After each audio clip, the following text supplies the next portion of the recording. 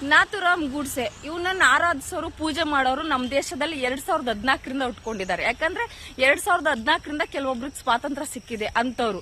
ಆದ್ರೆ ಇವರು ಹಿಂದೂ ಮಹಾಸಂಘಟನೆ ಜೊತೆ ಕೆಲಸ ಮಾಡ್ತಿರ್ತಾರೆ, ಮತ್ತೆ RSS ಜೊತೆ ಕೂಡ. ಅಲ್ಲಿ ಎಲ್ಲಿ ಕೆಲಸ ಮಾಡ್ತಿದ್ದಾರೆ ಅಂತ ನಾನು ಇನ್ಫಾರ್ಮೇಶನ್ ಅಷ್ಟೇ.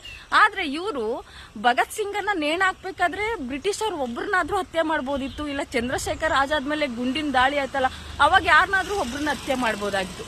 ಅದು ಬೇಡ, ಸರ್ದಾರ್ ವಲ್ಲಭಾಯ್ ಪಟೇಲ್ ಅವರು ಸತ್ಯಾಗ್ರಹ ಮಾಡ್ತಾರೆ ರೈತರಿಗೋಸ್ಕರ. ಭೂಮಿ ಮೇಲಿನ ಟ್ಯಾಕ್ಸ್ ಬ್ರಿಟಿಷ್ ಅವ್ರು ಜಾಸ್ತಿ ಮಾಡಿದ್ದಾರೆ ಅಂದಾಗ ಒಂದು ಸತ್ಯಾಗ್ರಹವನ್ನ ಮಾಡ್ತಾರೆ. ಆ ಸಮಯದಲ್ಲಿ ನಮ್ಮ ರೈತರ ಮೇಲೆ ಯಾಕೆ ಇಷ್ಟು ಟ್ಯಾಕ್ಸ್ ಹಾಕಿದೀರಾ, ಭೂಮಿ ತೆರಿಗೆ ಹಾಕಿದೀರಾ ಅಂತ ಅವಾಗಾದ್ರೂ ಚಳುವಳಿಯನ್ನ ಮಾಡಿ ಅಟ್ಲೀಸ್ಟ್ ಅವಾಗ ಒಬ್ಬ ಬ್ರಿಟಿಷ್ ಅವ್ರನ್ನ ಕೊಲ್ಬೋದಾಗಿತ್ತು.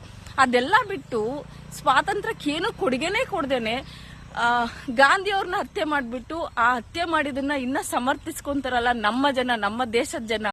ಹೋರಾಟದಲ್ಲಿ ಪಾಲ್ಗೊಳ್ದೇನೆ ಸ್ವಾತಂತ್ರ್ಯ ಸಿಕ್ಕಿದ್ಮೇಲೆ ಒಬ್ರನ್ನ ಹತ್ಯೆ ಮಾಡೋದಿದೆಯಲ್ಲ, ಅದು ನನ್ನ ಪ್ರಕಾರ ನಿಜವಾಗ್ಲೂ ತಪ್ಪು.